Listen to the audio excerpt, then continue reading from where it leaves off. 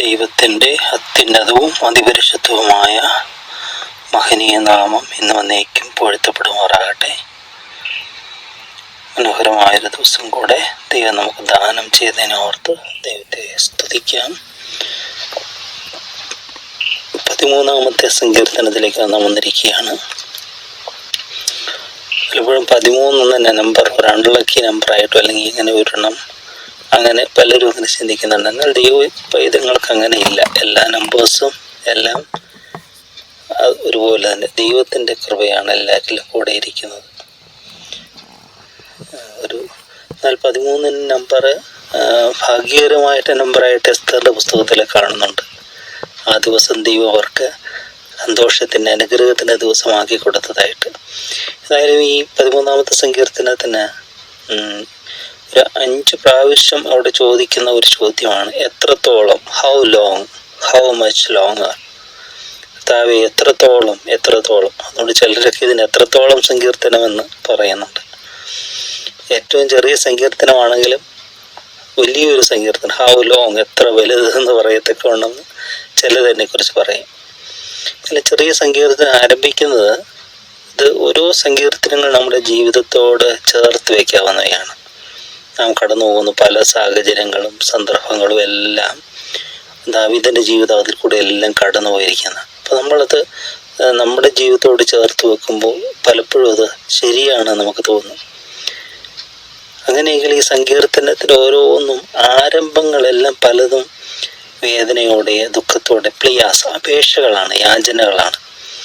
എന്നാൽ അത് തീരുമ്പോൾ അത് നല്ലൊരു പരിസമാപ്തി, നല്ലൊരു ശുഭ അവസാനം അതിന് കാണുന്നതായിട്ട് അവിടെ ലഭിക്കുന്നതായിട്ട് കാണുന്നുണ്ട്. അതിന് കാരണം എല്ലാം പ്രാർത്ഥനയിൽ ദൈവസന്നിധിയിലേക്ക് കൊണ്ടുവരുന്നു എന്നുള്ളതാണ്. പ്രശ്നങ്ങളുമായിട്ട് ശത്രുപാളയത്തിലേക്കല്ല, ശത്രുവിൻ്റെ പക്ഷത്തിലേക്കല്ല, എന്തു വന്നാലും ദൈവസന്നിധിയിലേക്ക് തന്നെ വരുന്നതാണ് യഥാർത്ഥ ഭക്തി എന്ന് പറയുന്നത്. ഇവിടെ ദാവീദ് ചോദിക്കുകയാണ്, യഹോവേ എത്രത്തോളം നീ എന്നെ മറന്നുകൊണ്ടിരിക്കും, നീ എത്രത്തോളം നിന്റെ മുഖത്തെ ഞാൻ കാണാതെ വണ്ണം മറയ്ക്കും. ചോദ്യം തന്നെ, അത് എങ്ങനെ ദൈവത്തെ നമ്മൾ മറക്കാൻ പറ്റും? തിരുവചനം നമ്മളോട് വളരെ വ്യക്തമായിട്ട് പറയുകയാണ്. എന്നാൽ ദാവീദിന് അന്ന് അത് ലഭ്യമായിരുന്നോ എന്നറിയത്തില്ല. ഈ തിരുവെഴുത്തുകൾ ശിവപ്രവാന്റെ പുസ്തകത്തിൽ നമ്മൾ കാണുന്നുണ്ട്. ദൈവം പറയുന്നത്, ഒരു സ്ത്രീ തൻ്റെ കുഞ്ഞിനെ മറക്കുമോ? താൻ പ്രസവിച്ച മകനോട് കരുണ തോന്നാതിരിക്കുമോ? അവൾ നിന്നെ മറന്നു കളഞ്ഞാലും ഞാൻ നിന്നെ മറന്നു കളയുകയില്ല എന്നാണ് പ്രവാചക പുസ്തകത്തിൽ നമ്മൾ കാണുവാനായിട്ട് സാധിക്കുന്നത്. യെശയ്യാവ് 49:15 വാക്യത്തിലാണ് അവിടെ പറയുന്നത്, സ്ത്രീ തൻ്റെ കുഞ്ഞിനെ മറക്കുമോ? പക്ഷെ നമ്മൾ കാണുന്നുണ്ട് അത് മറന്നു പോകുന്നതായിട്ട്. ചില ജീവിത സാഹചര്യങ്ങളിൽ ഉൾപ്പെട്ട് അവരെ ഉപേക്ഷിക്കുന്നതായിട്ടൊക്കെ നമ്മൾ കാണുന്നുണ്ട്. ഓടയിൽ കിടക്കുന്ന കുഞ്ഞുങ്ങൾ. കഴിഞ്ഞ ദിവസം കണ്ടില്ല, ഒരു കുഞ്ഞിനെ റോഡിലേക്ക് വലിച്ചെറിയുന്നു മുകളിൽ നിന്നും. അത് മാനസികമായ പ്രശ്നങ്ങളുള്ളത് കൊണ്ടായിരിക്കാം. ഏതായാലും ഇവിടെ ഒരു സ്ത്രീ, ദൈവം ചോദിക്കുകയാണ്, ഏറ്റവും വലിയ സ്നേഹമായിട്ട് നമ്മൾ കാണുന്ന മാതൃസ്നേഹം അല്ല, അവർ മറന്നു കളഞ്ഞാലും ഞാൻ നിന്നെ മറക്കുകയില്ല എന്ന് പറയുമ്പോൾ ദൈവം എത്ര ദൈവത്തിൻ്റെ കൃപ എത്ര മഹനീയമാണ്, ദൈവത്തിൻ്റെ സ്നേഹം എത്ര അതുല്യമാണ് നമുക്ക് കാണാനായിട്ട് പറ്റും. അതേ യെശയ്യാവ് 49:16 വാക്യത്തിൽ, ഇതാ ഞാൻ നിന്നെ എൻ്റെ ഉള്ളം കയ്യിൽ വരച്ചിരിക്കുന്നത്, തുടർന്ന് വരുന്ന വാക്യമാണ്. ഇതാ ഞാൻ നിന്നെ എൻ്റെ ഉള്ളം കയ്യിൽ വരച്ചിരിക്കുന്നു, ഇൻസ്ക്രൈബ് ഇൻ ഹിസ് പാം. നമുക്കറിയാം, കയ്യിൽ ചിലത് കുറിച്ചിടുക തെറ്റായ ഒരു ഇതാണ്. എന്തെങ്കിലും മറക്കാതിരിക്കാൻ വേണ്ടി ഒരു കയ്യിൽ കുറിച്ചിടും. ഇങ്ങനെ അതെപ്പോഴും ഓർക്കാൻ വേണ്ടിയാണ്, മറക്കാതിരിക്കാൻ ഉണ്ട്. അപ്പോൾ ഇവിടെ ദൈവം പറയും, ഞാൻ നിന്നെ എൻ്റെ ഉള്ളം കയ്യിൽ വരച്ചിരിക്കുന്നു. അങ്ങനെയാകുമ്പോൾ ദൈവം ഈ ചോദ്യം അപ്രസക്തമാണ്. പക്ഷേ ഒരു ജീവിതത്തിൻ്റെ പ്രതിസന്ധി ദാവീദ് ചോദിച്ചു പോവുക, നീ എത്രത്തോളം നിന്റെ മുഖത്തെ ഞാൻ കാണാതെ വണ്ണം മറയ്ക്കും. ദാവീദ് മറ്റൊരു സങ്കീർത്തനത്തിൽ പ്രബോധിപ്പിക്കുന്നുണ്ട്, ദൈവത്തിൻ്റെ മുഖം നിരന്തരം അന്വേഷിക്കണമെന്ന്. ദൈവത്തിൻ്റെ മുഖം ഇടപെടാതെ ദൈവത്തിൻ്റെ മുഖം അന്വേഷിപ്പീൻ. മറ്റൊരു സ്ഥലത്ത് 27 പറഞ്ഞത്, എൻ്റെ മുഖം അന്വേഷിപ്പീൻ എന്ന് നിങ്ങളിൽ നിന്ന് കൽപ്പന വന്നു എന്ന് എൻ്റെ ഹൃദയം പറയുന്നു. ഒരു 3 ഡയമെൻഷൻ ഡയലോഗ് നമുക്കിവിടെ കാണാനായിട്ട് പറ്റും. എൻ്റെ മുഖം അന്വേഷിപ്പീനെന്ന് നിങ്കിൽ നിന്ന് ദൈവത്തിൻ്റെ സ്ഥലത്ത് നിന്ന് കൽപ്പന വന്നു എന്ന് എൻ്റെ ഹൃദയം പറഞ്ഞു. യഹോവേ, ഞാൻ നിൻ്റെ മുഖം അന്വേഷിക്കുന്നു, നിൻ്റെ മുഖം എനിക്ക് മറയ്ക്കരുതേ. ദൈവമുഖം എന്നൊക്കെ പറയുമ്പോൾ ആ ദൈവിക സ്വാതന്ത്ര്യവും ദൈവ ആശ്വാസവും അതെല്ലാം നമ്മുടെ ജീവിതത്തിൽ അനുഭവമാകുന്നതാണെന്ന് പറയുന്നത്.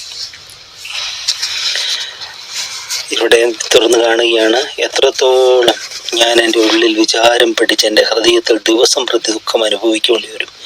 ചില വിചാരങ്ങൾ പരവശനാകുകയാണ് ദാവീദ്. പക്ഷെ അതും ദൈവസന്നിധിയിലേക്ക് പകരുകയാണ്. അത് എന്ത് ചെയ്യാണ്? അത് പകരുകയാണ്. എന്നെ ശരിക്കും ദൈവസന്നിധിയിലേക്ക് ഹൃദയം പകരുന്നു.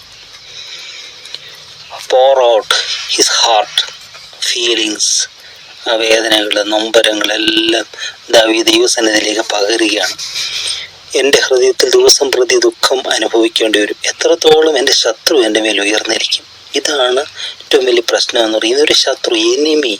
നമ്മൾ ഈ ലോകത്തിലുള്ളിടത്തോളം കാലം ഒരു ശത്രു നമുക്കുണ്ട്, ഒരു കോമൺ എനിമി എന്ന് പറയും. നമുക്ക് പോരാട്ടമുള്ളത് ജഡരക്തങ്ങളോടല്ല, വ്യക്തികളോടല്ല, ഇൻഡിവിജ്വൽസിനോടല്ല. ബട്ട് നമുക്ക് പോരാട്ടമുള്ളത് ശത്രുവാകുന്ന സാത്താനോടാണ്, പൈശാചികനോടാണ്, പൈശാചികതയോടാണ് നമുക്ക് എതിർപ്പുള്ളത്. അപ്പോൾ ഇവിടെ പറയും, ആ ഒരു ഇതാണ് ദാവീദ് പറയുന്നത്. എത്രത്തോളം ശത്രു എൻ്റെ മേൽ ഉയർന്നിരിക്കും. ശത്രു ഉയർന്നിരിക്കരുത് ദൈവമേ, ശത്രുവിനെ തോൽപ്പിച്ചു കളഞ്ഞു എന്ന് പറയാൻ ഇടവരരുതേ എന്ന് പറയാം. അവിടെ അത് തുടർന്ന് അവിടെ പറയുന്നുണ്ട്, എൻ്റെ ദൈവമായ യഹോവയെ കടാക്ഷിക്കണമേ, എനിക്ക് ഉത്തരം അരുളണമേ, ഞാൻ മരണത്തിൽ പ്രാപിക്കാതിരിക്കുവാൻ എൻ്റെ കണ്ണുകളെ പ്രകാശിപ്പിക്കണമേ. എന്നിട്ട് ദൈവത്തോട് തന്നെ പറയുക. അതെല്ലാം എന്ത് പരിഭവങ്ങളോ പ്രശ്നങ്ങളോ ഉണ്ടെങ്കിലും എല്ലാം ദൈവത്തോട് ഷെയർ ചെയ്യുക. അപ്പോൾ അത് ദൈവം തന്നെ അത് സോൾവ് ചെയ്യുകയാണ്. മനുഷ്യരോട് പറഞ്ഞത് ഇരട്ടിക്കുകയോ അത് തെറ്റിദ്ധരിക്കപ്പെടുകയോ അത് മറ്റുള്ളവരോട് പറഞ്ഞ് പുച്ഛിക്കുകയോ ഒക്കെ ചെയ്തേക്കാം. എന്നാൽ നമ്മൾ ദൈവത്തോട് പറയുമ്പോൾ ദൈവം എല്ലാം അതിന് നമുക്ക് സൊല്യൂഷൻ തരുന്നതായിട്ട് കാണുന്നത്. എൻ്റെ ദൈവമായ യഹോവയെ കടാക്ഷിക്കണമേ, എനിക്ക് ഉത്തരമരുളണമേ, ഞാൻ മരണാനന്തരം പ്രാപിക്കാതിരിക്കുവാൻ എൻ്റെ കണ്ണുകളെ പ്രകാശിപ്പിക്കണേ. ഇൻസൈറ്റ്, എൻലൈറ്റ്മെന്റ് എന്നൊക്കെ പറയും. ഈ ഉൾക്കാഴ്ച കിട്ടിക്കഴിയുമ്പോൾ നമ്മുടെ ഈ സംശയത്തിൻ്റെ മൂടൽ മഞ്ഞൊക്കെ മാറിപ്പോവും, കാർമേഘങ്ങളൊക്കെ മാറിപ്പോവും. ആ നല്ല സൂര്യപ്രകാശം നമ്മളിലേക്ക് വരും, പ്രത്യാശയുടെ ഹോപ്പ്. അപ്പോൾ ഇവിടെ പറയുകയാണ്, ഞാൻ അവനെ തോൽപ്പിച്ചു കളഞ്ഞു എന്നിട്ട് ശത്രു പറയരുതേ, ഞാൻ ഭ്രമിച്ചു പോകുന്നതിന് എൻ്റെ വൈരികൾ ഉല്ലസിക്കുകയും വരുതേ. ദാവീദ് പറയുന്നതാണ്. ദാവീദ് ഒരു കാര്യമേ ഉള്ളൂ, ശത്രു എന്നെ തോൽപ്പിച്ചു കളഞ്ഞു എന്ന് എന്നെക്കുറിച്ച് എൻ്റെ ശത്രു പറയരുത്. ഞാൻ അവനെ തോൽപ്പിച്ചു കളഞ്ഞു എന്ന് എൻ്റെ ശത്രു പറയരുത്. ഇത് നമ്മുടെ ഓരോരുത്തരുടെയും ജീവിതത്തിൽ അതായിരിക്കണം. ശത്രു നമ്മളെ തോൽപ്പിക്കാൻ നമ്മൾ വിട്ടുകൊടുക്കരുത്. ശത്രുവിന്മേൽ ജയം നേടിയൊരു കർത്താവ് നമ്മളോട് കൂടിയുണ്ട്. സാധാരണ പറയും, captains victory is soldiers victory എന്ന്. പടത്തലവൻ്റെ ജയം പടയാളികൾക്കുള്ള ജയമാണ്. പടത്തലവൻ ജയിച്ചാൽ പടയാളികളും ജയിച്ചു. Captains victory is soldiers victory. അങ്ങനെയാണെങ്കിൽ നമ്മുടെ പടത്തലവൻ ആരാണ്? രക്ഷാനായകൻ ആരാണ്? കർത്താവ് യേശു ക്രിസ്തു. അവൻ ജയിച്ചവനാണ്, ജയാളിയാണ്, ശത്രുവിൻ്റെ മേൽ ജയോത്സവം കൊണ്ടാടിയവനാണ്. അങ്ങനെയാണെങ്കിൽ ആ ജയം നമുക്കുള്ള, നമ്മൾ അവൻ്റെ അണികളാണെങ്കിൽ, നമ്മൾ അവൻ്റെ ഭടന്മാരാണെങ്കിൽ നമുക്ക് ജയം കിട്ടി. ആ ജയം നമ്മൾ അവകാശമാക്കുകയാണ് അല്ലേ? കഴിഞ്ഞ ദിവസം കണ്ടു, ചില കളികളിലൊക്കെ ജയിച്ചവരുടെ വലിയ ഘോഷങ്ങൾ ഒക്കെ നമ്മൾ കണ്ടു. അത് ലോകപരമായിട്ട് ഇതാണെങ്കിൽ നമുക്ക് ലഭിക്കുന്ന ഏറ്റവും വലിയ സന്തോഷം എന്നാൽ ശത്രുവിന്മേൽ ജയം കൊള്ളുമ്പോഴാണ്. ആ ജയമാണ് ക്രൂശിൽ നമ്മൾ കാണുന്നത്. അതുകൊണ്ട് ഇവിടെ പറയുകയാണ്, ദാവീദിന്റെ പ്രാർത്ഥനകൾ ദൈവത്തോട് പറയും, ഞാൻ ഭ്രമിച്ചു പോകുന്നതിനാൽ എൻ്റെ വൈരികൾ ഉല്ലസിക്കുകയും വരുതേ. ഇനി 5-ാമത്തെ വാക്യത്തിൽ പ്രത്യാശയുടെ വാക്ക് വരികയാണ്. അവിടെ സൺഷൈൻ, അവിടെ മനോഹരമായ അത്ഭുത കിരണങ്ങൾ, പ്രത്യാശാ കിരണങ്ങൾ അവിടെ കാണുക. ഞാനോ നിന്റെ കരുണയിൽ ആശ്രയിക്കുന്നു, എൻ്റെ ഹൃദയം നിന്റെ രക്ഷയിൽ ആനന്ദിക്കും. ഇപ്പം ദൈവത്തിൻ്റെ കരുണ, ദ മേഴ്സീസ് ഓഫ് ഗോഡ്. ദൈവത്തിൻ്റെ കരുണ തീർന്നു പോയിട്ടില്ല. ഈ വാക്യം നമ്മൾ എപ്പോഴും ഓർക്കുന്നത് നല്ലതായിരിക്കും. അങ്ങനെ തന്നെ പറയുന്നു. വിലാപങ്ങളുടെ പുസ്തകം, ലെമന്റേഷൻസ് 3-ാം അധ്യായം 19-ാമത്തെ വാക്യത്തിലേക്ക് വരുമ്പോൾ നമ്മൾ കാണുകയാണ്, നീ എൻ്റെ കഷ്ടതയും അരിഷ്ടതയും കാഞ്ഞിരവും കയ്പും ഓർക്കണമേ. എൻ്റെ പ്രാണൻ എൻ്റെ ഉള്ളിൽ എപ്പോഴും അവയെ ഓർത്ത് ഉരുകിയിരിക്കുന്നു. ഇതു ഞാൻ ഓർക്കും, അതുകൊണ്ട് ഞാൻ പ്രത്യാശിക്കും. കണ്ടോ, ഇത് ഓർക്കണം. ദൈവം എല്ലാം മറന്നുകൊണ്ടിരിക്കും എന്നൊക്കെ ചോദിക്കുമ്പോഴും ഇവിടെ പറയാണ്, ഇത് ഞാൻ ഓർക്കും, അതുകൊണ്ട് ഞാൻ പ്രത്യാശിക്കും. എന്താ ഓർക്കുന്നേ? നാം മുടിഞ്ഞു പോകാതിരിക്കുന്നത് യഹോവയുടെ ദയയാകുന്നു, അവൻ്റെ കരുണ തീർന്നു പോയിട്ടില്ലല്ലോ. ഗോഡ്സ് മേഴ്സീസ്, അത് രാവിലെ തോറും പുതിയതും നിന്റെ വിശ്വസ്തത വലിയതുമാകുന്നു. കേട്ടോ, രാവിലെ തോറും ഓരോ ദിവസവും ദൈവം പുതിയ കൃപ, പുതിയ കരുണ. അത് നമ്മൾ കാലത്ത് തന്നെ ഈ ഇസ്രായേൽ ജനം കണ്ടില്ല, അവർ മഞ്ഞ പെറുക്കുകയാണ് വെളുപ്പിനെ എഴുന്നേറ്റ്.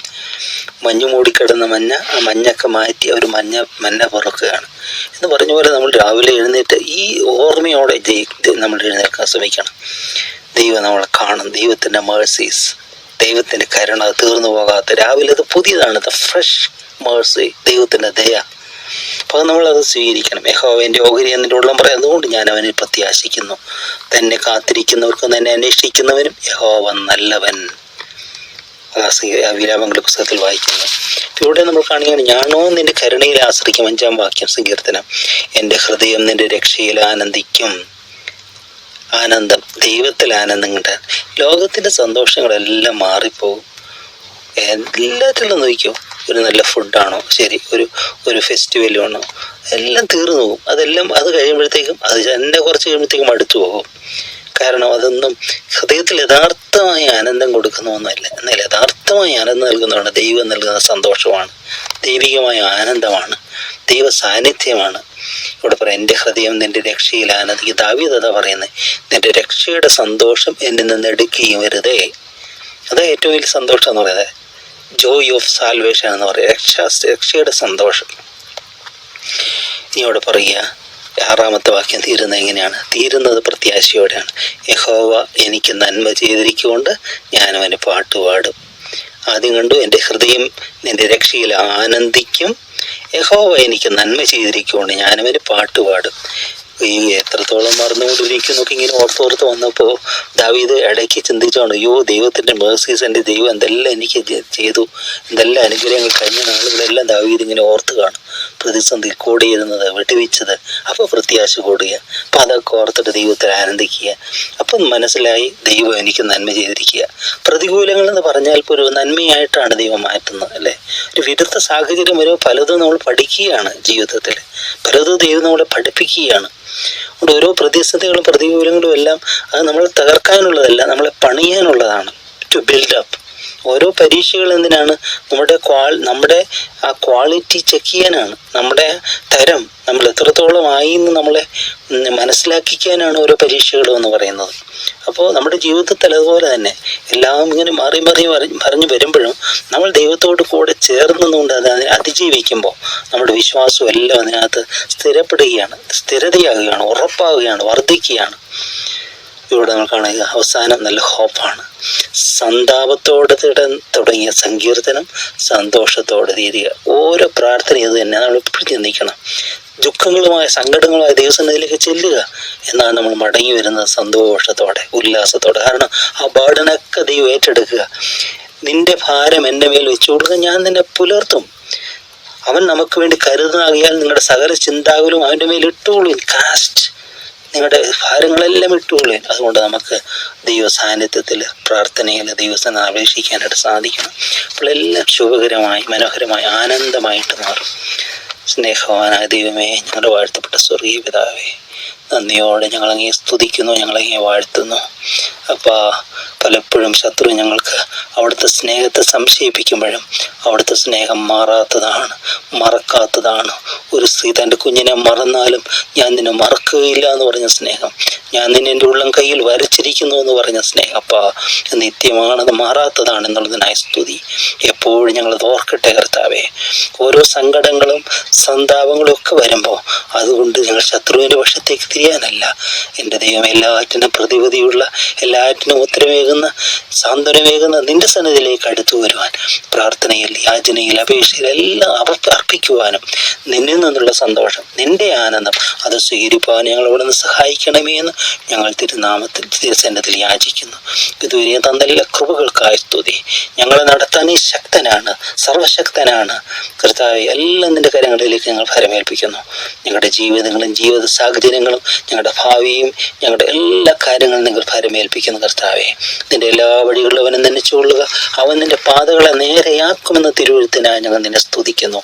എല്ലാം തിരുവിഷ്ടം പോലെ തിരുഹിതത്തിനൊത്തോടെ ഞങ്ങളെ നയിക്കണമേ, നടത്തണമേ. തിരുനാമം ഞങ്ങളിൽ മഹത്വപ്പെടുത്തണമേ. ശത്രു ലജ്ജിതനാകുന്നത്, ശത്രു പരാജിതനാണെന്നുള്ള ചിന്ത ഇപ്പോൾ ഞങ്ങൾക്ക് തരണമേ. ഞങ്ങളുടെ യേശു അവിടുന്ന് ജയാളിയാണ്. ക്രൂശിച്ചിട്ട് അവിടുന്ന് ശത്രുവിന് മേൽ ജയോത്സവം കൊണ്ടാടി ഞങ്ങൾ തിരുവെഴുത്ത് പറയുന്നു. എല്ലാ നന്മകളാൽ നിറയ്ക്കണമേ. ക്രിസ്തു ഞങ്ങളെ തന്നെ സമർപ്പിക്കുന്നു. പിതാവിൻ്റെയും പുത്രൻ്റെയും പരിശുദ്ധ നാമത്തിൽ തന്നെ. ആമേൻ.